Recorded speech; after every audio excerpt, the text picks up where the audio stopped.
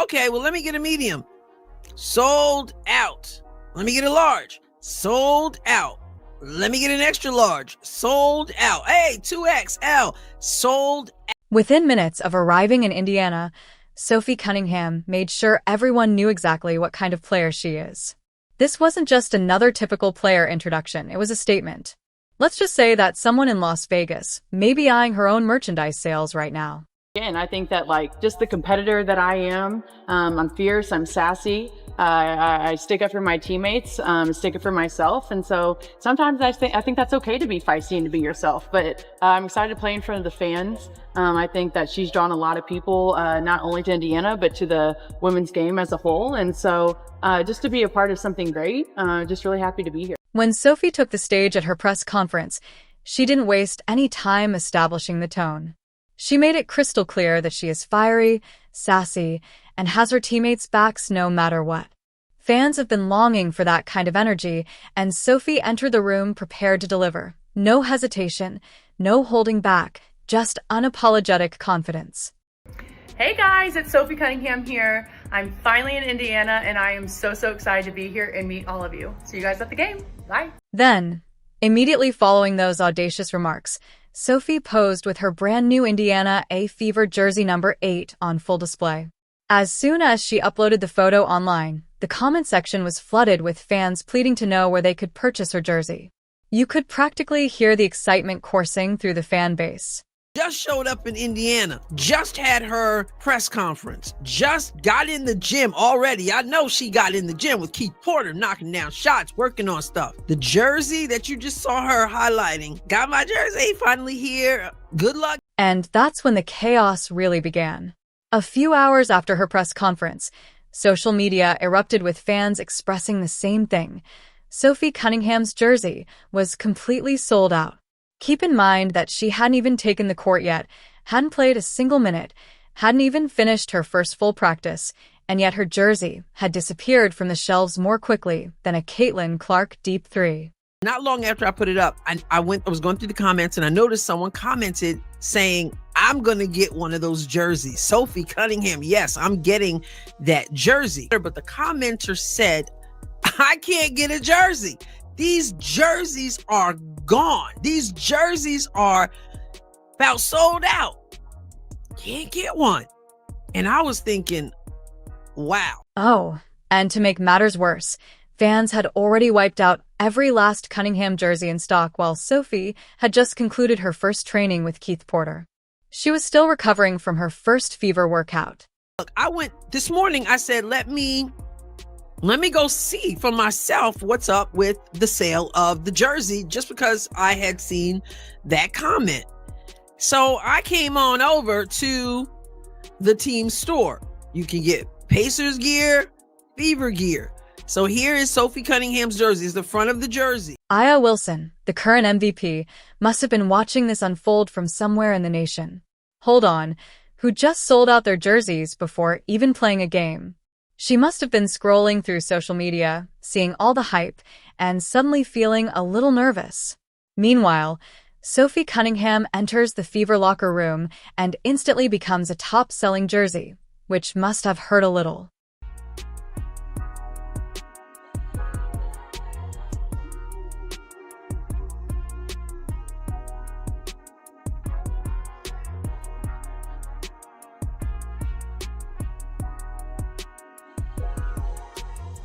Let's face it, Fever Nation is in love with Sophie because she delivers that unadulterated, raw energy that Indiana feeds on.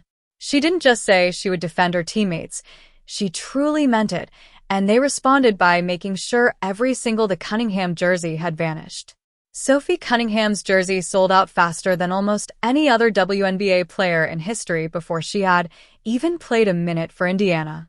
The Indiana Fever's merchandise ice team was just hit by a tidal wave they never anticipated. Fans flocked to the team store website in large numbers, causing complete chaos. Over here, adult Indiana Fever number 8 Sophie Cunningham Rebel Swingman jersey in red by Nike, $130. Okay, so look at this. There's a size extra small available. Needless to say, that one ain't for me. So this is, look at the rest of these. If you want a small, here's the sign. Here it is right here. Sold out. Take a moment to consider that this is a recently acquired role player, not a longtime franchise player or a former MVP, and yet her jersey demands have skyrocketed, as if she were the league's face. The Fever's merchandise team was completely caught off guard, and they are likely still frantically trying to restock before the season even begins. But how terrible is this sellout situation? Let's examine in detail what's going on at the official Indiana Fever store. Okay, well, let me get a medium. Sold out. Let me get a large. Sold out. Let me get an extra large. Sold out. Hey, 2XL. Sold out. The only thing that you can get is an extra small, and it still says low stock, one item left. One item. When I checked the website, I thought there might be a few sizes left, but all of the sizes, medium large, extra large, double extra large, and so on, were gone. It was as if they had never existed. The only remaining item was a single extra small jersey, and even that had a warning flashing low stock. If you didn't move quickly, you were out of luck. Cunningham just showed up in Indy, hasn't played a game yet, and that commenter wasn't lying. If you're extra small, I guess you can grab up that one left. That's wild. I guess the message has been sent. The organization is going to have to make sure they have plenty. Meanwhile, just for enjoyment, I looked at Aya Wilson's jerseys, and let's just say that there's a ton of them available in large, medium, and small sizes. There are no flashing low stock alerts, just rows and rows of Aya jerseys waiting for someone to add them to their cart. But Sophie is gone faster than pizza at a Super Bowl party. This, by the way, is driving A'ja Wilson fans nuts. They're furious that this is happening on the same day. Why are they doing this? Oh my God, don't they realize the impact of A'ja Wilson, blah, blah. What impact? Stop. Let's face it, this kind of sellout frenzy usually only happens for generational superstars or #1 draft picks, not players picked up in trades.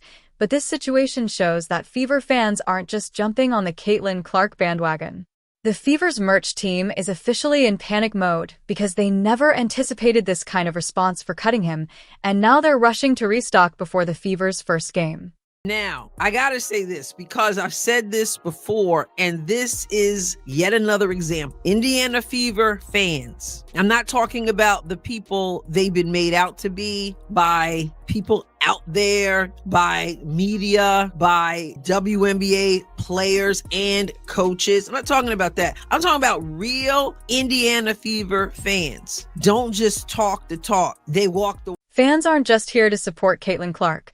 They're here to ride or die for the entire team. They're putting their money where their mouths are, and the rest of the league is getting a first-hand look at what true fan loyalty looks like. For years, critics have attempted to claim that Indiana's fan base is only here for Clark and wouldn't care about the rest of the roster, but this jersey sellout completely shattered that narrative. They buy merch, basketballs, Caitlin Clark basketball. They're begging to buy Caitlin Clark's Nike shoe when that shows up. They're buying jerseys. Aya Wilson will likely hold a press conference tomorrow to announce that her jerseys are all sold out as well. She must be watching all of this unfold with a sidelong glance at her unused jerseys and wondering what happened. Got sweatshirts, t-shirts, different things. They're buyers. I'm not saying that no other fans are buying stuff because obviously people are wearing stuff in stands, but it is Indiana Fever fans. Recall how, less than a day after Caitlin Clark rejected their offer, she claimed to have received an unparalleled invitation with a greater income. We all know Caitlin Clark turned the league down, right? Well, this source close to A'ja Wilson is claiming they offered A'ja Wilson more money than Caitlin Clark to play in this league. The jealousy was unbelievable when she appeared to have disclosed her speaking fee or the college jersey retirement scandal. Did you see how many people showed up to watch Caitlin Clark play golf? With actual attention economics at play, Caitlin's participation in any league has an existential bearing. Nobody outside of Asia herself cares about whether Asia shows up. That's crazy because literally nobody asked, and sources close to Asia Wilson decided to answer anyway. While other WNBA fan bases are busy debating on social media or offering justifications for their team's poor attendance, Indiana Fever supporters aren't just talking the talk. They're also financially supporting their allegiance, which is changing the entire franchise. Fever enthusiasts are setting new records for merchandise sales. Town, right? Renee Montgomery of the Atlanta Dream. They not like us, Renee. Those who say it's not about Caitlyn, I'm not saying again that no other fans are buying stuff. That's obviously not true. But you cannot, just like you can't compare other players to Caitlin Clark and the effect she has, you cannot compare other. This isn't just about loving Caitlin Clark.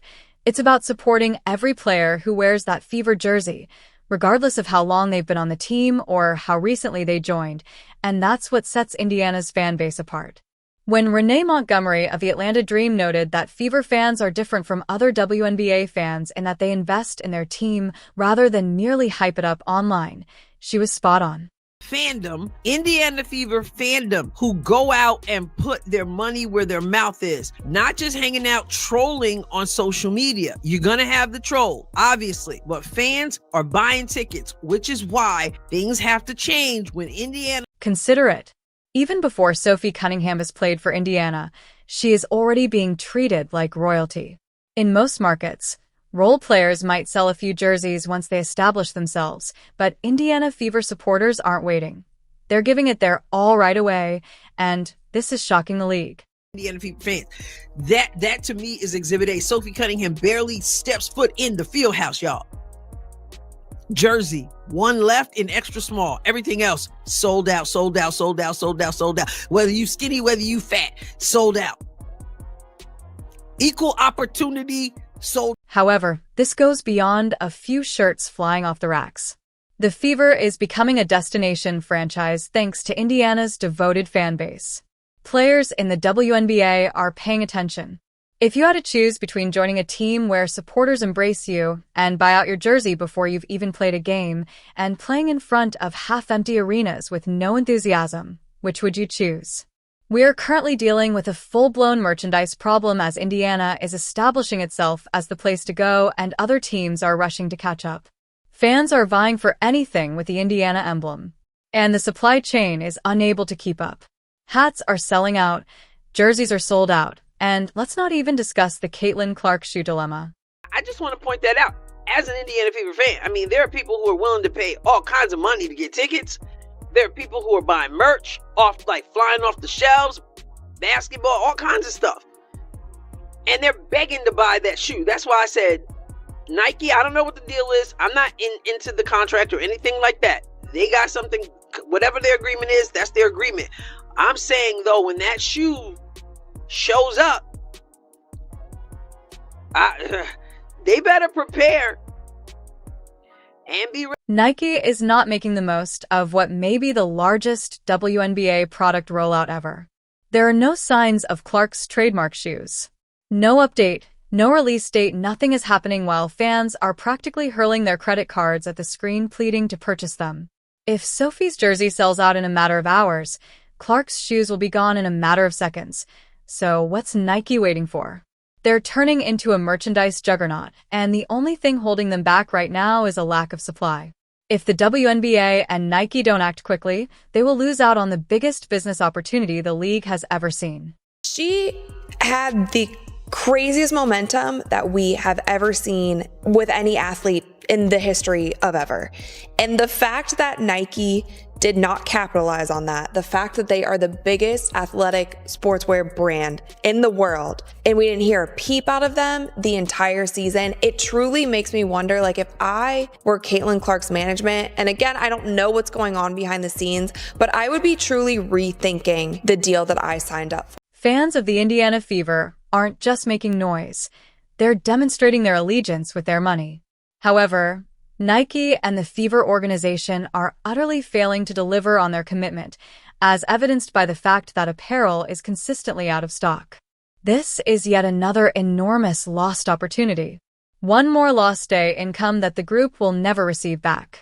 Remember, fans are for real Indiana Fever fans, and they buy tickets. They sell out arenas, home and away. They buy merch. Consider it. Role player Sophie Cunningham sold out her jersey before she even played for Indiana. That alone ought to have raised red flags at Nike's headquarters.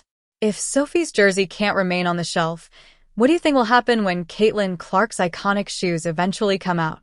Nike's delayed manufacturing is limiting the Fever's growth at a time when they should be controlling the market, which is even more irritating because fans are willing to spend. People aren't hesitating over costs or questioning whether to buy what they want to acquire. Customers are virtually throwing money at you, which is a company owner's dream scenario. But the issue is that there isn't any inventory to sell if Nike and the frenzy they need to flood the market with jerseys, t-shirts, hats, and yes, finally release those Caitlin Clark shoes. If they don't step up production immediately, they're not only losing out on money, they're actually damaging the Fever's momentum. There is more possibility the longer they wait. Fans become increasingly irate as revenue disappears into thin air. Because Indiana Fever fans support, not just by running their mouth or running their fingers, they actually do something. And those who may not be able to afford it, they want to do something. And so this is just me saying, way to go, Fever fans. And we love, listen, remember how it was like nobody wants to go play in Indiana? Nobody wants to play with Caitlin Clark. Those fans. And we came to find out when free agency showed up, everybody wanted to go to Indiana and play for the Indiana Fever and play with Caitlin Clark, and when they got here started praising the fans. But let's take a step back and recognize what's actually going on here. This isn't just about selling jerseys. This is about Fever fans literally changing the game. Renee Montgomery was spot on when she said that Fever fans aren't like other WNBA fans. They don't just cheer from the sidelines. They invest in their team. They're setting a new standard for what women's basketball fandom looks like, and they're forcing the league to take notice. They're demonstrating that a WNBA team can be just as profitable and marketable as any men's team if the right conditions are met. This isn't just a fan base. It's a movement that is redefining what support looks like in women's sports. If other teams aren't paying attention, they will fall behind, just like A'ja Wilson. If you agree, please let us know in the comments by subscribing and turning on all notifications so you never miss out. Click the video on the screen, and we'll see you in the next one.